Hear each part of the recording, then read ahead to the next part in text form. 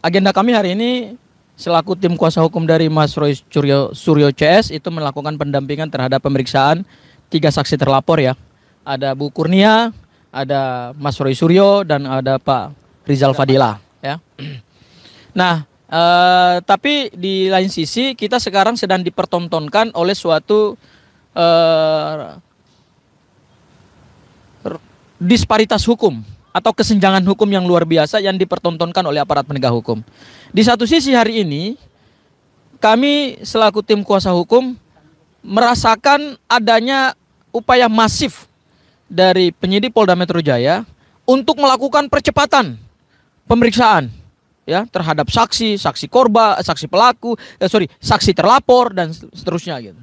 Dan tadi malam kami itu mendampingi 3 saksi. Satu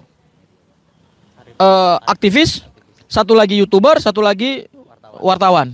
Dan pemeriksaannya sampai 1:30 malam. Bayangkan itu. Ya. Dan pertanyaannya tuh nggak habis-habis gitu. Kami sebetulnya sudah selesai pemeriksaan tuh di jam 10. Tapi kemudian kami dipanggil lagi oleh penyidik untuk kembali melakukan pemeriksaan tambahan. Wah, menurut kami ini sesuatu upaya yang sangat masif nih. Ya, dalam rangka membungkam kebebasan berpendapat, kebebasan pers, dan melakukan kriminalisasi terhadap aktivis dan kemudian kaum intelektual. Itu satu kenyataan yang hari ini kita alami.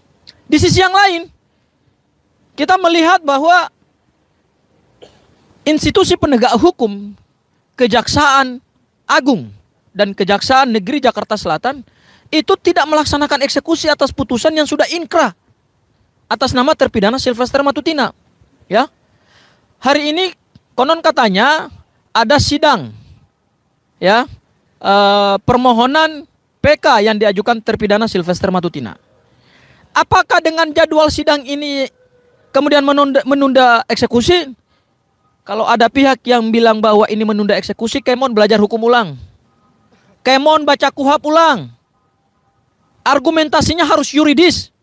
Jangan argumentasinya membenarkan sesuatu yang melanggar hukum gitu. Dan semua pernyataan-pernyataan yang hari ini kita saksikan di media, baik juga oleh pihak kejaksaan yang diwakilkan oleh Kapus Penkum Kejaksaan Agung, kemudian oleh pihaknya si Sylvester, dan termul-termul yang lain yang mengatakan bahwa ini karena masih PK maka tidak bisa dieksekusi. Kemon, belajar hukum ulang. Kemon, baca KUHP ulang. Di mana wibawa negara hukum kita ini? Pasal 268 KUHP ayat 2 dan pasal 66 Undang-Undang Mahkamah Agung jelas menegaskan permohonan PK tidak menunda eksekusi. Ditegas itu norma hukumnya. Dan biasanya PK itu kan terpidana memang di dalam tahanan ya. Artinya pengajuannya memang sudah dieksekusi dalam tahanan maksudnya. Biasanya dieksekusi dulu baru kemudian dia mengajukan PK. Kenapa? Karena rentan waktu antara putusan inkrah dengan eksekusi itu kan memang dekat. Gitu, ya. Lalu kemudian setelah terpidana menjalani masa pemidanaan, itu biasanya baru dia mengajukan permohonan PK. Jadi tidak ada alasan. Jadi PK itu harus di dalam ya, Bang? Harus dieksekusi. Tidak ada negosiasi. Tidak ada alasan apapun di Republik ini. Kalau ada yang mengatakan bahwa ini masih mengajukan PK, nggak bisa dieksekusi, kemon baca KUHP baru, KUHP pulang. Berarti yang mengatakan ini sebenarnya membenarkan pelanggaran hukum. Nah itu satu. Yang kedua, ini yang kedua ya Mas. Permohonan PK itu kan harus punya dasar. Dasarnya novum. Apa novum yang akan diajukan oleh saudara Sylvester Matutina? Novum itu saya kualifikasi dalam 2. Ini ilmu hukumnya nih. 1. Novum itu apa, Bang? Novum itu adalah bukti baru. Novum itu bukti baru dan dikualifikasi dalam 2 kategori. Pertama, novum yang betul-betul baru ditemukan setelah putusan inkrah. Tapi ada juga kualifikasi kedua. Novum yang baru ditemukan setelah putusan inkrah Tapi novum itu sudah ada. Namanya novum mungkin tersembunyi. Lupa untuk dihadirkan dalam proses persidangan. Terselip. Nah, pertanyaan kita kepada saudara Sylvester, ya you punya novum apa? Kalau novumnya adalah perdamaian, ya, yang dia dalilkan, ingat, perdamaian bukan alat bukti. Karena kalau perdamaian alat bukti, ya, maka Pak Yusuf Kalla harus dihadirkan dalam persidangan PK. Nanti Pak JK ditanya, apakah saudara sudah memaafkan Sylvester? Apakah saudara sudah mencabut perkara dari Pak Sylvester Matutina? Harus dihadirkan. Jadi bukan hanya modalnya lembaran foto, pernah datang ke rumah Pak JK, kemudian minta maaf, dan itu sudah dibantah oleh keluarga Pak JK dan Pak Hamid Awaludin. Ya, menurut saya itu tidak masuk dalam kategori novum. Ini hanya strategi untuk kemudian mengulur-ngulur proses eksekusi. Dan pada saat terpidana melakukan strategi mengulur-ngulur proses eksekusi, ya kejaksaan jangan lengah. Kenapa? Karena berdasarkan pasal 270 KUHP, junto pasal 30 Undang-Undang Kejaksaan, yang punya otoritas mutlak mengeksekusi putusan hanyalah jaksa penuntut umum yang menuntut perkara tersebut. Eksekusi terhadap Sylvester tidak bisa dilakukan oleh lembaga lain. Tidak bisa dilakukan oleh Mahkamah Agung, tidak bisa dilakukan oleh Mabes Polri, ya, hanya bisa dilakukan oleh lembaga kejaksaan yang kewenangannya diberikan oleh undang-undang. Itu clear. Ya, jadi hari ini prosesnya Sylvester Matutina secara hukum itu sudah selesai. Putusannya udah ingkrah kok. Apalagi yang mau ditunggu? Persoalan Sylvester ini bukan lagi soal asas legalitas, bukan lagi soal kita bicara tentang pembuktiannya, bukan. Ini persoalan integritas dan wibawa dari lembaga kejaksaan. Mau nggak mengeksekusi putusan ini? Itu yang sekarang kita tunggu. Dan kami itu sudah menyurati, ya, Kejaksaan Negeri Jakarta Selatan bersama Bu Mary dari KNPRI, ya, Koalisi Nasional Perempuan Indonesia, dan kami dari tim kuasa hukum Roy Suryo itu sudah mengajukan 3 surat kepada 3 pejabat di lingkungan Kejaksaan Agung, yaitu Pak Jaksa Agung ST Burhanuddin, kemudian Pak Jamwas Jaksa Agung Muda Bidang Pengawasan, dan Pak Jambin Jaksa Agung Muda Pembinaan. Kenapa kami mengirimkan surat ini? Supaya menghindari polemik dan memberikan kepastian hukum, ya. Karena kalau tidak dieksekusi, kan ini tidak adil. Banyak orang dieksekusi oleh jaksa penuntut umum. Banyak perkara yang hari ini ingkrah dieksekusi oleh jaksa penuntut umum. Kalau tidak mau mengeksekusi saudara Sylvester, terpidana yang lain jangan juga dieksekusi. Itu baru adil. Ya, tapi ketika saudara Sylvester tidak dieksekusi, kemudian terpidana yang lain di perkara yang lain, kan Republik Indonesia ini baru perkara pidana. Dan banyak perkara yang sudah berkekuatan hukum, dan saat ini, hari ini, besok, lusa, banyak yang dieksekusi, dan kemarin juga banyak yang dieksekusi. Tapi kenapa saudara Sylvester kasusnya tidak dieksekusi? Runtuh wibawa negara hukum kita. Hancur tatanan hukum kita. Roboh sistem peradilan pidana kita. Mau ditaruh di mana negara hukum kita ini? Mau ditaruh di mana wibawa negara hukum? Ini yang dipertaruhkan adalah negara hukum. Bukan saudara Sylvester yang kita pertaruhkan. Tapi yang dipertaruhkan hari ini oleh kejaksaan dan aparat penegak hukum adalah wibawa negara hukum. Mau ditaruh di mana nih wibawa negara hukum kita nih? Ah, itu Mas, ya, yang saya sampaikan. Tadi selama ini yang kemudian beredar ya dari narasi para pembela Sylvester adalah bahwa kasus ini sudah daluarsa, artinya sudah tidak bisa dieksekusi lagi karena sudah tenggat waktunya sudah habis. Okay. Apakah betul ya? Ini kan baru berlangsung 6 tahun yang lalu ya putusan ingkrahnya oleh kasasi di MA, yang kemudian juga kepala kejaksaan Jakarta Selatan itu juga sekarang sudah menjadi pejabat di Kejaksaan Agung, ya. Kapus Penkum. Luar biasa, artinya kenapa kemudian tidak dieksekusi selama waktu 6 tahun ini? Dan alasan yang pertama kan karena waktu itu saudara Sylvester menghilang, kemudian datang pandemi tahun 2020 ya. Tapi kan kemudian pandemi itu sudah hilang dan Sylvester sudah muncul ke publik, bahkan menjadi komisaris di Food ID. Ini luar biasa, ya. Padahal kita semua kalau mau kerja itu biasanya ditanya SKCK, yang lain seperti. Tapi ini terpidana kok bisa sampai mendapatkan jabatan komisaris.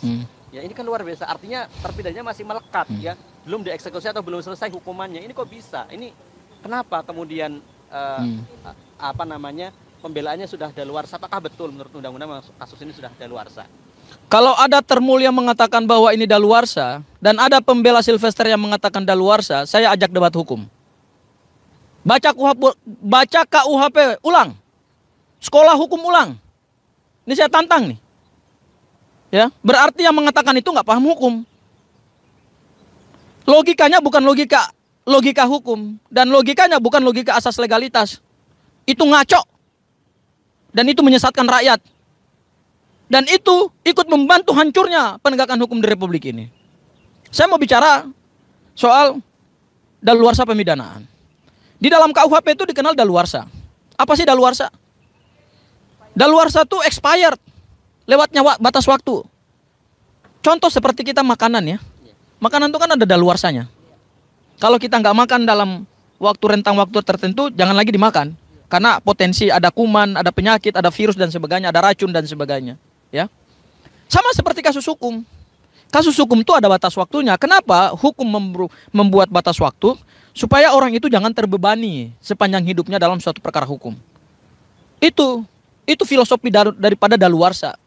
Nah, daluarsa itu dikenal dua. Daluarsa penuntutan dan daluarsa pemidanaan. Come on, saya ajak termul kalau mau kita berdebat hukum. Ya. Daluarsa penuntutan itu artinya lewatnya batas waktu sejak suatu peristiwa pidana terjadi, kemudian tidak dilakukan penuntutan dari mulai tahap penyelidikan, penyidikan, penetapan tersangka, kemudian dituntut di pengadilan. Kalau sudah lewat batas waktunya, perkara tersebut nggak bisa lagi diganggu-gugat. Artinya orang tersebut tidak bisa terbebani sepanjang hidupnya dengan perkara hukum. Karena udah expired.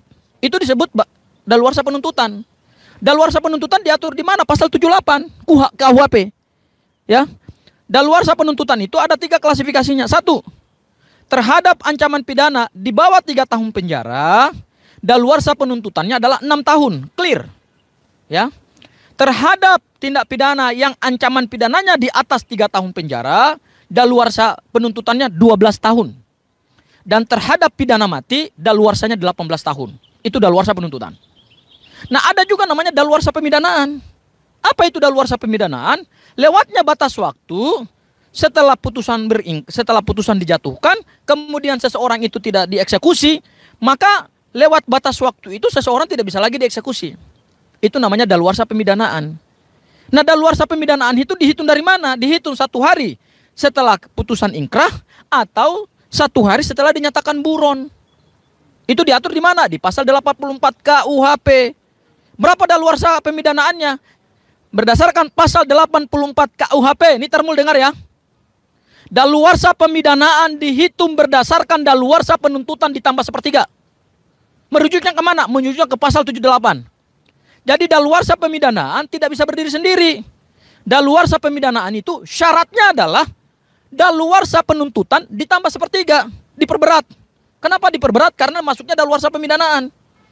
Kalau daluarsa penuntutan ditambah 1/3, berarti kita merujuknya ke pasal berapa? Pasal 78 KUHP. Yang tadi yang saya katakan, di bawah 3 tahun, daluarsanya 6 tahun. Di atas 3 tahun ancaman, ini ancaman loh ya. Bukan hukuman. Ya harus dibedakan nih. Bukan vonis. Kalau vonisnya kan 1 tahun 6 bulan. Tapi ancaman pidananya kan 4 tahun. Berarti masuk daluarsa penuntutan yang 3 tahun ke atas, di mana daluarsa penuntutannya adalah 12 tahun penjara. 12 tahun, mohon maaf. Ya. Dan berdasarkan pasal 84 ditambah 1/3, daluarsanya 16 tahun. Come on, termul, baca KUHP ulang. Ya. Kalau saudara mau mengatakan ini daluarsa pemidanaannya sudah berlaku, ya saudara baca KUHP yang mana? Dan pasal berapa yang jadi rujukan gitu. Jelas kok pasal yang menjadi dasar perhitungan daluarsa pemidanaan itu adalah pasal 84 dijuntokan kepada pasal 78 KUHP terkait dengan daluarsa penuntutan. Jadi daluarsanya masih lama. Ya, artinya kalau kasus ini inkrah di bulan Mei 2019, artinya dia baru daluarsa di bulan Mei 2035. Nah, dan daluarsa itu dihitung nih 1 hari setelah putusan inkrah, berarti kalau kita hitung daluarsanya tanggal 21 Mei. 2035. Ya, 2000. Kalau sampai tanggal 21 Mei 2025 bisa tetap dieksekusi pada tanggal 21 Mei. Masa daluarsanya akan berlaku pada 1 hari setelah tanggal 21, berarti tanggal 22 Mei. Itu cara menghitung daluarsanya begitu. Itu rumusan matematikanya jelas. Gitu. Ya, artinya masih 10 tahun lagi, Mas. Masih jauh. Ini masih jauh. Jadi ini belum masuk daluarsa pemidanaan. Kalkulatornya beda mereka gitu. Iya, saya nggak tahu. Jangan-jangan salah baca KUHP gitu loh. Dan KUHP yang jadi rujukan ini bukan KUHP yang kita atau KUHP negara mana gitu, nggak tahu saya. Jangan-jangan KUHP Konoha gitu. Ya, baik Bang. Ini kan hari ini katanya sidang PK. Artinya Bentar mau nanya, Bang. Konsekuensi dia kan dia jadi komisaris tuh. Ah, Nah, itu gimana tuh? ya kalau berdasarkan Undang-Undang BUMN, Undang-Undang Nomor 1 Tahun 2025, dan kalau kita juntokan kepada Undang-Undang Nomor 40 Tahun 2007 tentang perseroan terbatas. Siap Bang? Mantap, semangat kita Bang. Ya, siap Bang. Syarat untuk diangkat sebagai Dewan Komisaris dan Dewan Direksi adalah tidak boleh berperkara secara hukum pidana. Tidak boleh, apalagi terpidana loh. Saudara Sylvester itu statusnya hari ini adalah pelaku kejahatan. Pelaku kejahatan. Inkrah itu putusannya. Ya, kalau bahasa sosiologisnya bilang penjahat gitu. Ini pelaku kejahatan. Gitu. Nah, apa baik. yang mau ditanyakan tadi? Tadi kan sidang PK-nya hari ini. Ya harusnya ya harusnya menurut saya Pak Erick Thohir selaku pemegang saham di BUMN, ya, karena itu kan penyertaan modal negara ya, itu menurut saya harusnya segera dicopot dari jabatannya, karena Pak Erick Thohir punya kewenangan itu. Berarti yang mengeluarkan SKCK itu ada indikasi pemalsuan nggak? Oh, saya nggak tahu kalau soal SKCK ya. Ini kan hari ini Pak Sylvester mengajukan PK, dia harus datang. Apakah ini kesempatan bagi Kejaksaan Negeri Jakarta Selatan untuk melakukan eksekusi? Oke, good. Jawabannya dan bagus. juga untuk harapan untuk kedepannya agar tidak terjadi lagi kasus seperti ini, karena yang lain akhirnya kesel juga dong. Masa udah inkrah nggak dieksekusi, tapi yang lain dieksekusi. Oke, aku bagus nih pertanyaannya nih. Kalau kita ngikutin pernyataannya Pak Kapus Penkum Kejaksaan Agung RI, yang saat itu notabene adalah Kepala Kejaksaan Negeri Jakarta Selatan, itu kan sudah mengatakan bahwa surat perintah eksekusi sudah dilakukan. Tapi pada saat beliau mau dieksekusi, beliaunya nggak ada gitu, hilang. Artinya berarti surat perintah eksekusi itu sudah ada, sudah dikeluarkan oleh pihak kejaksaan gitu. Hanya kelalaian kejaksaan itu 2. Pertama, tidak melakukan eksekusi berdasarkan P48 yang sudah dikeluarkan oleh Kajari. Sama yang kedua, kenapa tidak dinyatakan buron? Kalau nggak ada. Hari ini adalah kesempatan terbaik nih untuk melakukan penangkapan terhadap saudara Sylvester. Karena surat eksekusinya sudah dikeluarkan kok. Ya. Atau yang kedua, kalau dia nggak bisa ketemukan juga, hari ini juga nyatakan dia buron. Kenapa? Karena ada konsekuensi ketika seseorang dinyatakan buron. 1, ruang geraknya dipersempit. Ketiga, dilakukan upaya paksa. Ditemukan dimanapun di Republik Indonesia ini pasti ditangkap. Ketiga, bisa berkoordinasi dengan Interpol, Polisi Internasional, melalui red notice, supaya dia ada di belahan dunia manapun, di negara manapun, itu bisa tetap ditangkap. Kita punya kasus ini soal ini. Saudara Nazarudin, mantan bendahara Partai Demokrat, ya, itu pernah dieksekusi, dikejar loh, karena statusnya buron, sampai di Kolombia. Dan harus dikirim pesawat khusus. Nggak ada persoalan negara mengeluarkan uang banyak, tapi demi sebuah kepentingan penegakan hukum. Gitu. Pertanyaannya sudah nggak dilakukan oleh kejaksaan. Inilah yang kita pertanyakan. Berani nggak kejaksaan menyatakan Sylvester DPO?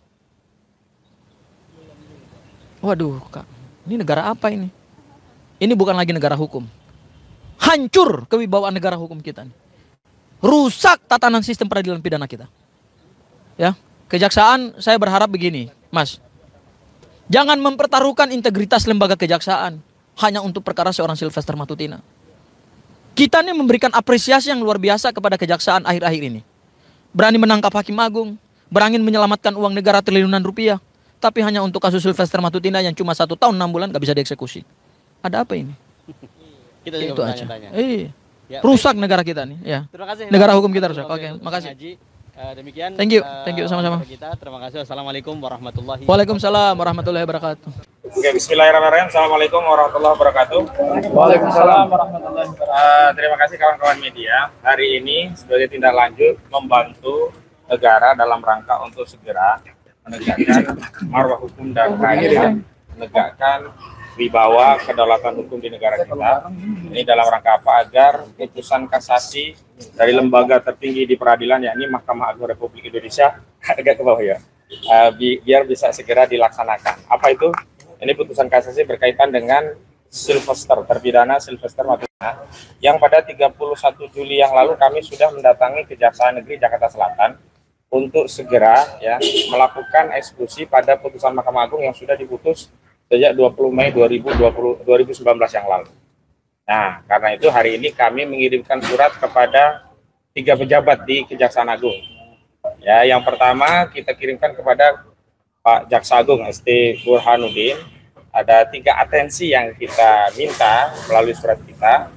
Jadi pertama kepada Jaksa Agung agar segera menegur sekaligus memerintahkan Kepala Kejaksaan Negeri Jakarta Selatan untuk mengeksekusi putusan kasasi Mahkamah Agung yang sudah inkrah.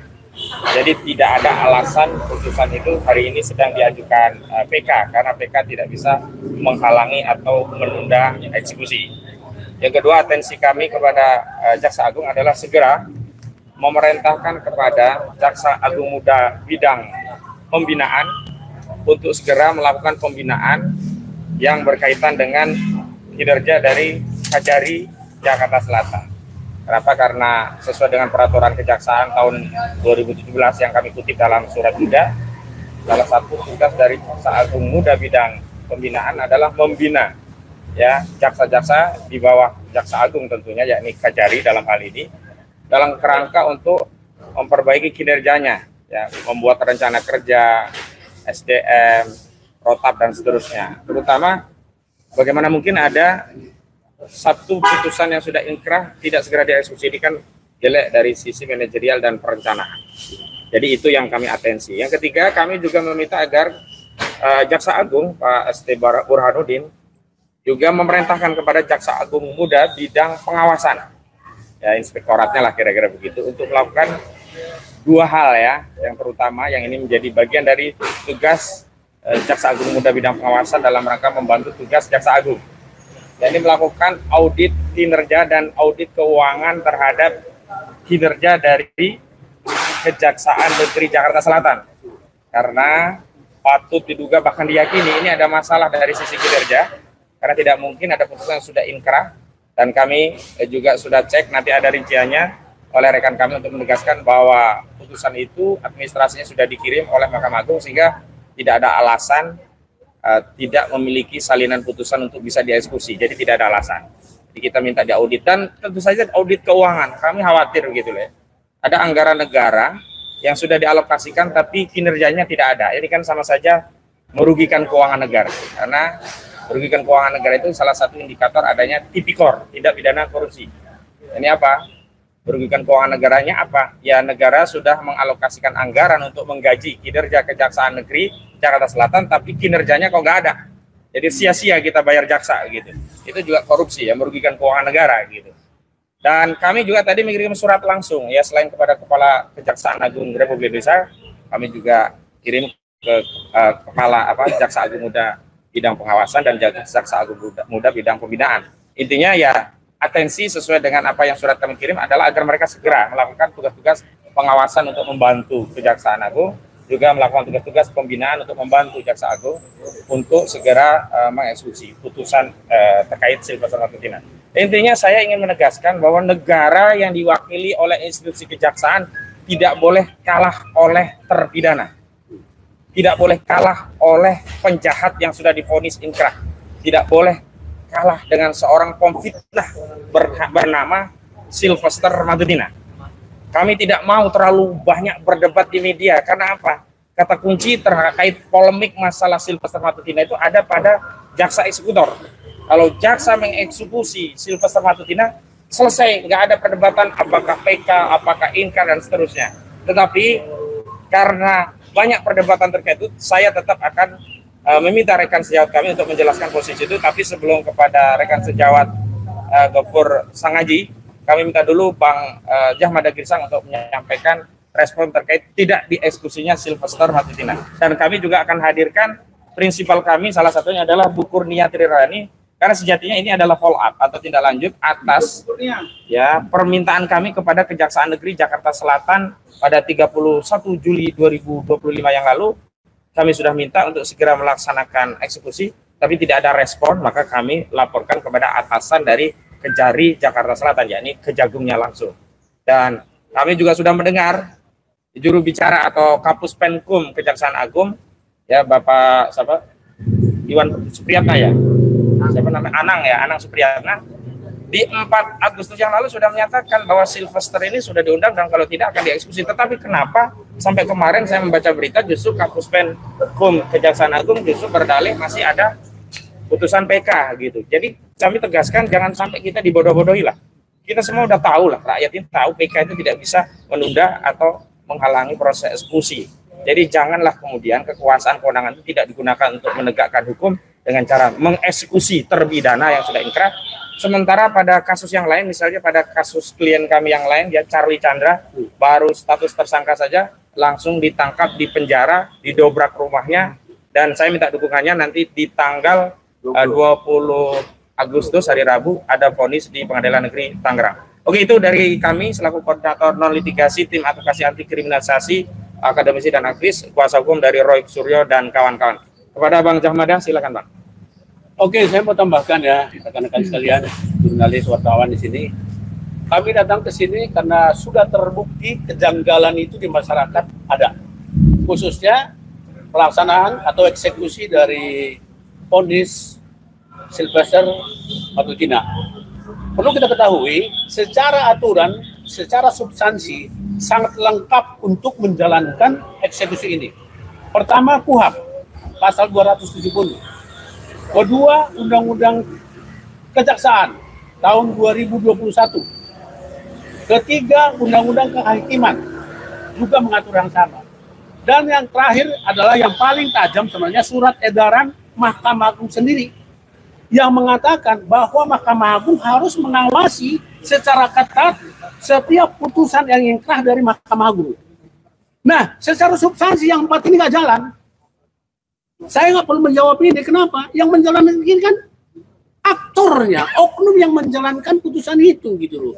Siapa itu? Mulai dari Mahkamah Agung, Kejaksaan Negeri Jakarta Selatan, Pengadilan Negeri Jakarta Selatan, dan Kejaksaan Agung ini. Untuk itu kami penegakan hukum hari ini dalam rangka law enforcement penegakan hukum kami hadir. Bukan semata-mata karena kami kuasa hukum dari yang dimasalahkan kasus sekarang ini. Ini total tugas kita selaku bangsa Indonesia. Nah, jika 4 hal itu sudah ada secara substansi, berarti faktor yang terakhir kenapa tidak jalan? Berarti masalah moral dan budaya. Nah, berarti kita ini dalam hukum ini moral dan budaya kita ini agak kendor nih. Kembali saya katakan menjelang 17 Agustus hari Minggu, ini akan melukai semangat rakyat untuk merayakan kebiasaan-kebiasaan yang kita rayakan tanggal 17 tanggal 17. Dan saya katakan sekali lagi ya, rekan-rekan, ini fakta loh. Aturannya ada 4 loh. Mengatur eksekusi ada 4 aturan loh. Masa 4 aturan ini dilangkahin semua?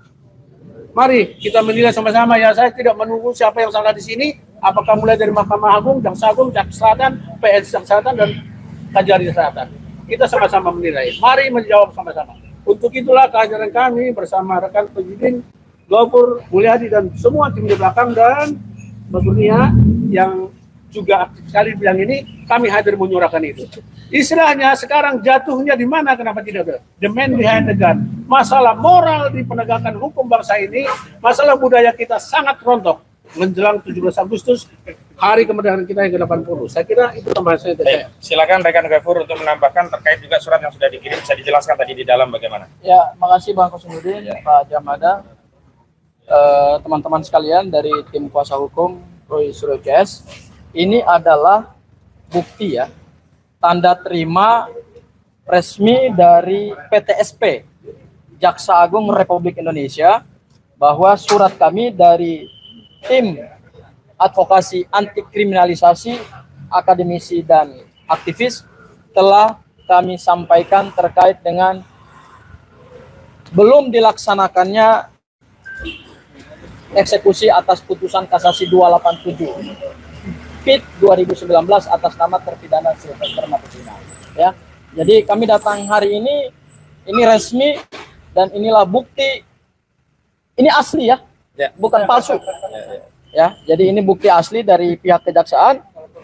Mudah-mudahan kami berharap menjelang 17 Agustus 1945 ini, 2 hari lagi, ini suara kita yang mewakili bukan hanya klien kami ya, tapi suara yang kami sampaikan hari ini adalah mewakili seluruh rakyat Indonesia yang mencintai dan merindukan penegakan hukum yang adil, penegakan hukum yang berintegritas, penegakan hukum yang tidak pandang bulu.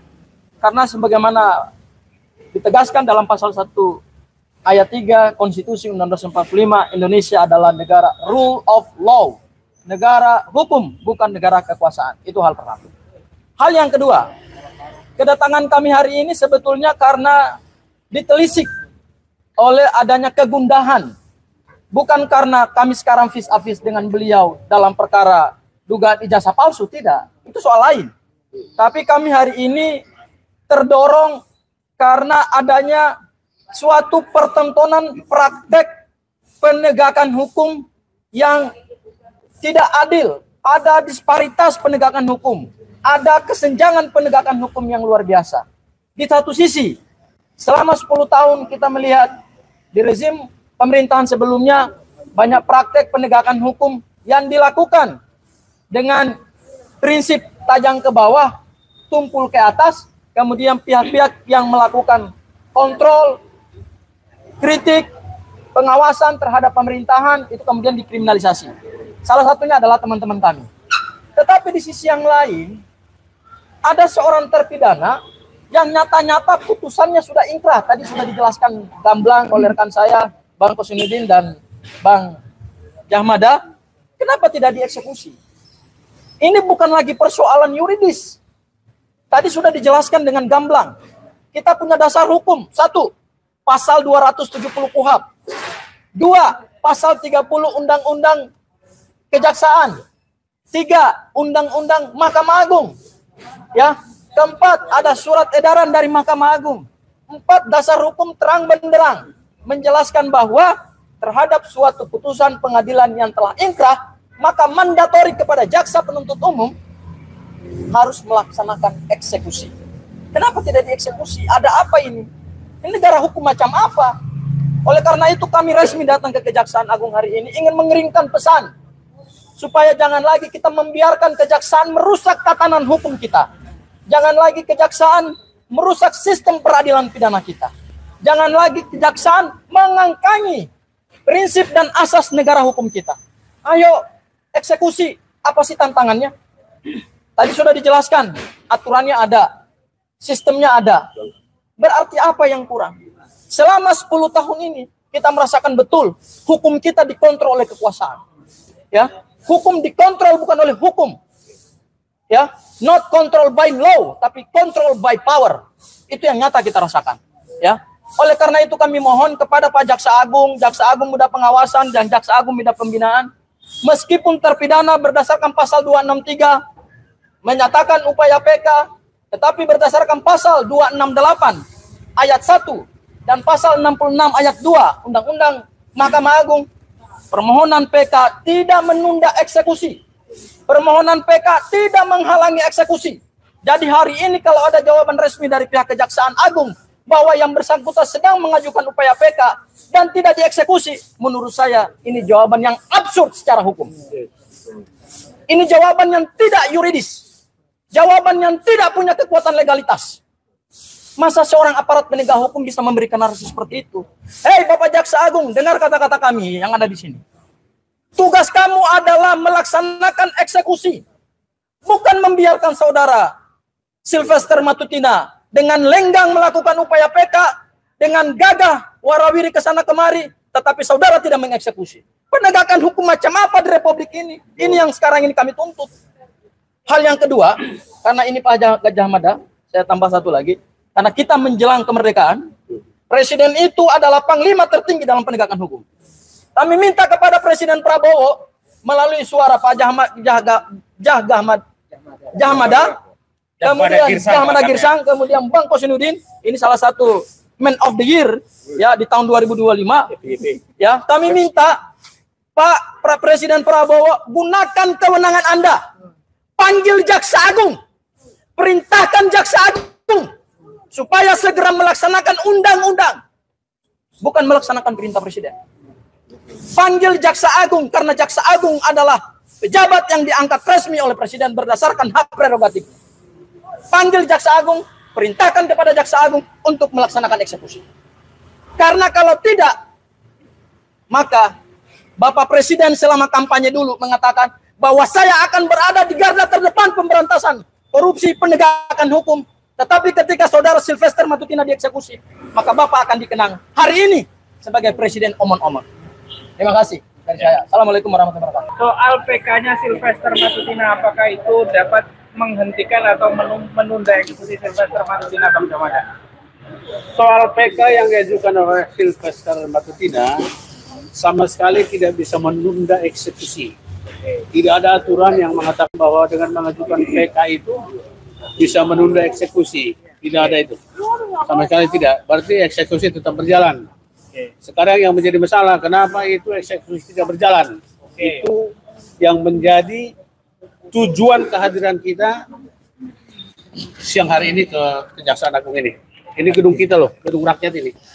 Ya bukan siapa-siapa ini milik bersama rakyat, dan kita berhak untuk hadir di sini menyampaikan aspirasi kita, khususnya kenapa seorang yang sudah divonis oleh Mahkamah Agung 2019 yang lalu, kurang lebih 5-6 tahun yang lalu, belum dieksekusi. Itu menjadi topik kita hari ini. Saya kira gitu kan. Jadi PK sama sekali tidak menunda eksekusi ya. Tidak ada aturannya itu. Ya. Oke. Kalau begitu hari ini agendanya apa, Bang Jahmada Girsang, teman-teman hadir di sini, Bang? Hari ini secara jelas kita datang ke Kejaksaan Agung ini untuk menyampaikan aspirasi kita melalui surat kepada Jaksa Agung khususnya. Ya karena beliau yang menghafalai gedung ini kan. Kemudian nanti ada surat yang ada 2 lagi, surat yang berikut dengan itu, tetapi isinya sama, untuk agar supaya eksekusi itu yang sudah seharusnya dilakukan harus dilaksanakan segera. Oke. Tidak ada istilah tunda-tunda lagi itu. Ada 4 aturan loh yang mengawal vonis itu sampai sekarang, mulai dari KUHP, Undang-Undang Kejaksaan, dan Undang-Undang Kehakiman, dan Surat Edaran Mahkamah Agung. Jadi artinya secara substansi aturan tidak ada lagi hak untuk struktur, mulai dari Mahkamah Agung, Pengadilan Jakarta Selatan, dan Kejaksaan Negeri Jakarta Selatan, dan Kejaksaan Agung sini tidak ada aturan untuk menunda itu lagi. Karena aturannya secara substansi sudah lengkap banget. Tidak ada lagi yang. Nah, jika itu tidak dilaksanakan, itu berarti penegakan hukum kita, ini penting. Ini bulan kemerdekaan Republik Indonesia, bulan Agustus. Berarti masih ditemukan sekarang kebobrokan penegakan hukum di negara Republik Indonesia ini.